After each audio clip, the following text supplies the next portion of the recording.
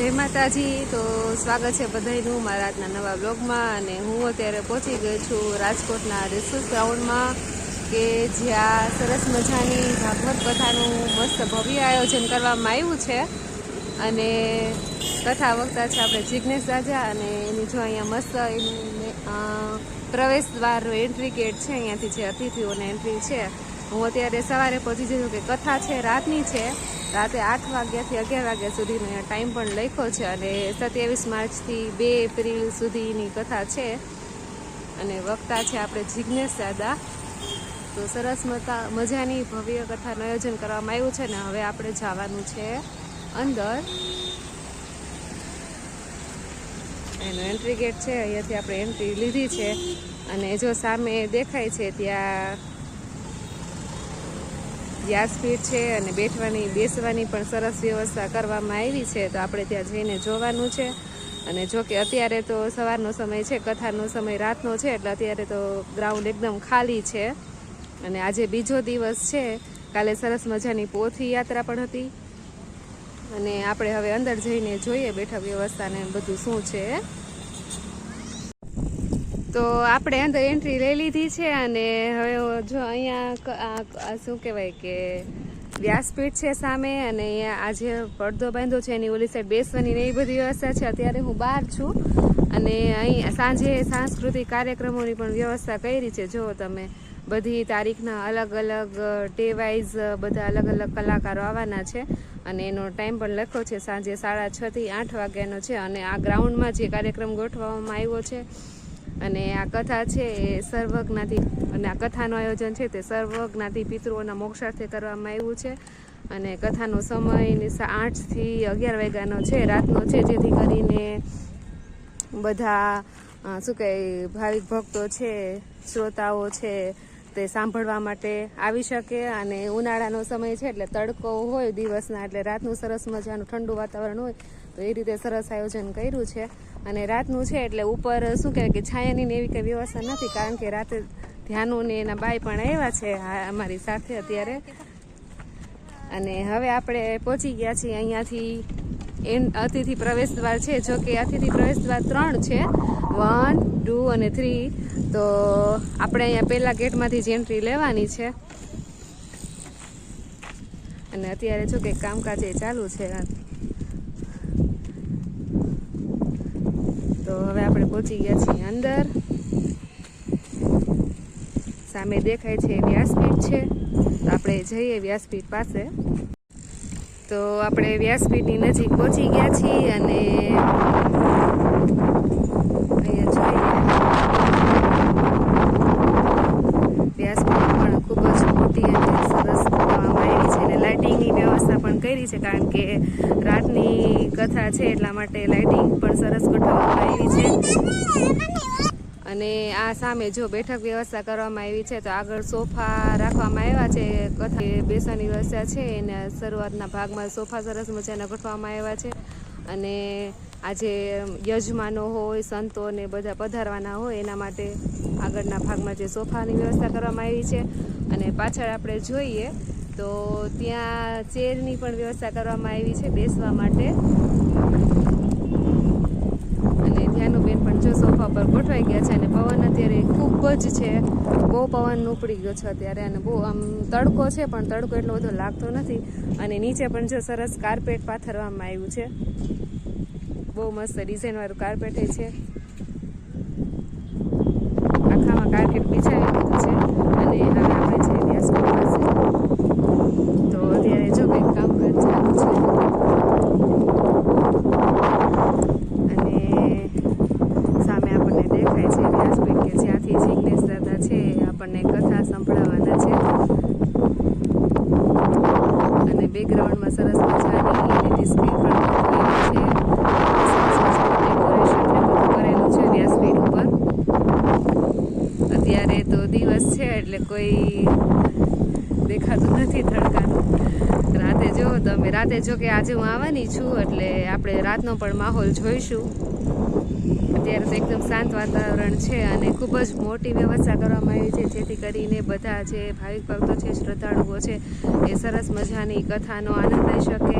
કારણ કે આ શ્રદ્ધા અને ભક્તિનો સમન્વય થાય છે અહીંયા, તો એ સાંભળવાનો મોકો આપણને રેસકોર્સ ગ્રાઉન્ડમાં ને આવીએ પાછા આપણા રાજકોટમાં મળ્યો છે. અને જોકે જિગ્નેશ દાદાની કથા આપણને હમણાં રાજકોટમાં ગ્રાઉન્ડમાં બીજી વાર બેઠી છે, એટલે આપણે નસીબ સારા છે કે આપણને સરસ મજાનો લાવો મળ્યો છે સાંભળવાનો. આ બાજુ પણ જો સોફાની બેઠક વ્યવસ્થા કરવામાં આવી છે અને બેક સાઈડ છે ચેરની વ્યવસ્થા કરવામાં આવી છે, જેથી શું કહેવાય કે ભક્તો છે, શ્રદ્ધાળુઓ છે, એ સરસ રીતે કથાનો આનંદ લઈ શકે. અને LED સ્ક્રીન પણ ગોઠવેલી છે બધી સાઈડ. અને જે અહીંયા સોફા ઉપર જો પાણીની બોટલ ને એવું પણ મૂકવામાં આવ્યું છે, જેથી કરીને ઉનાળો છે તો શું કહેવાય કે પાણીની વ્યવસ્થા છે એટલે. અને સોફા પણ જુઓ તમે, અલગ અલગ પ્રકારના સોફા છે. સોફાનો આ ભાગ છે એ પણ અલગ સોફા છે અને બેક સાઈડ છે એ પણ અલગ સોફા છે. એટલે કે બધા યજમાનો માટે સરસ વ્યવસ્થા કરવામાં આવી છે. અને આપણે એની પાછળ જોઈએ હજી સોફાનો એમ તો ઘણો બધો એરિયા છે.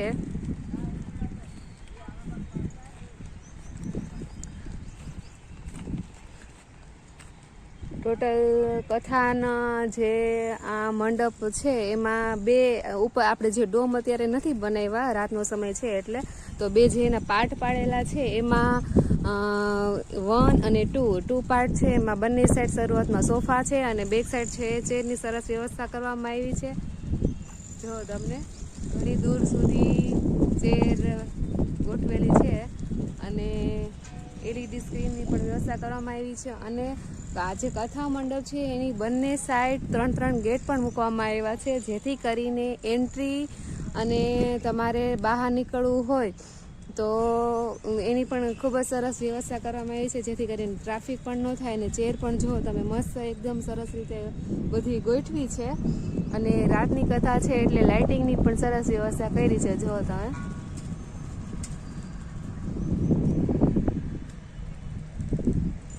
અને અહીંયાથી જો આપણને બહુ જ સરસ કથા મંડપ શું કહે કે વ્યાસપીઠનો આપણને દેખાય છે, કે જ્યાંથી આપણને આજે રાત્રે જિગ્નેશ દાદાના સરસ મજાના ભાગવત કથાના શું કહે કે ભાગવત કથાનું શ્રવણ કરવામાં મળશે.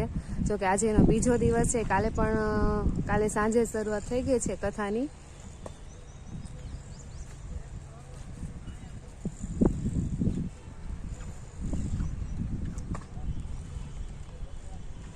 અને વ્યાસપીઠ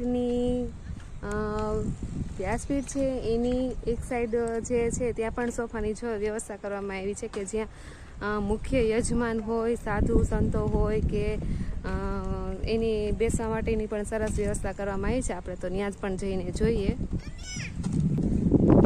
તો સોફાની વ્યવસ્થા કરવામાં આવી છે.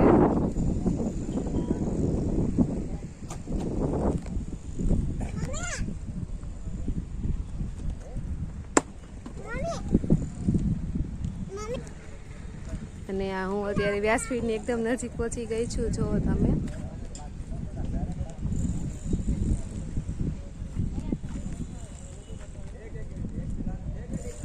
આપણે વ્યાસપીઠની ઉપર જ પહોંચી ગયા છીએ.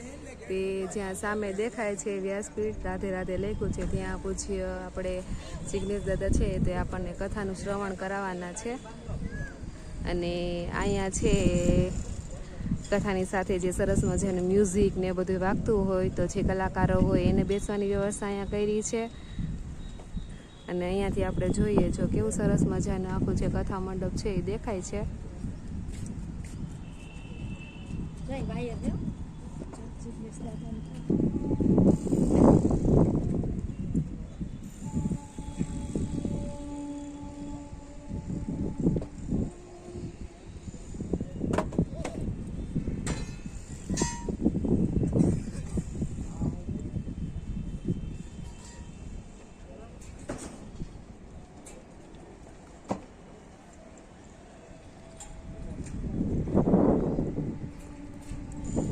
આપણે જે જોયું કે જો તમે મસ્ત કથાનું આયોજન કરવામાં આવ્યું છે, દૂર દૂર સુધી આપણે જોઈએ કે ચેર ને સોફાની સરસ મજાની બેઠક વ્યવસ્થા કરી છે અને વ્યાસપીઠ પણ ખૂબ જ સરસ રીતે ડેકોરેટ કરી છે.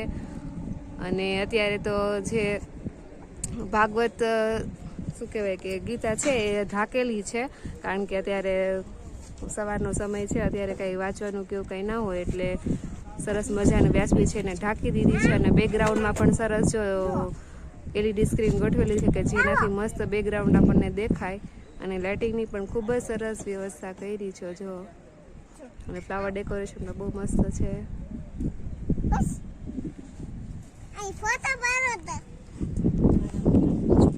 તો વ્યાસપીઠની બાજુમાં જે સ્ટેજ વ્યાસપીઠ પાસે જ જો મસ્ત મજાનું રાધે રાધેનું સરસ બેનર પણ રાખ્યું છે અને બાજુમાં ભાગવત સપ્તાહ જ્ઞાન યજ્ઞ એવું લખેલું છે અને રાધા કૃષ્ણનું પણ સરસ મજાનું પોસ્ટર લગાવ્યું છે. અને બેઠક વ્યવસ્થામાં તો એવું છે કે આ બાજુ બહેનોનો છે અને પેલી સાઈડ છે ભાઈઓનો એરિયા છે બેસવાનો, એટલે એ પણ સરસ અલગ આયોજન છે. અને રાત્રિની કથા છે એટલે સરસ મજાનું શું કહેવાય કે લાઇટિંગની પણ એ પણ સરસ વ્યવસ્થા છે. અને ધ્યાનુબેન જો સ્વચ્છતા અભિયાન ચાલુ કરી દીધું છે, સોફા પરથી બોટલો માંડી છે લેવા બધી.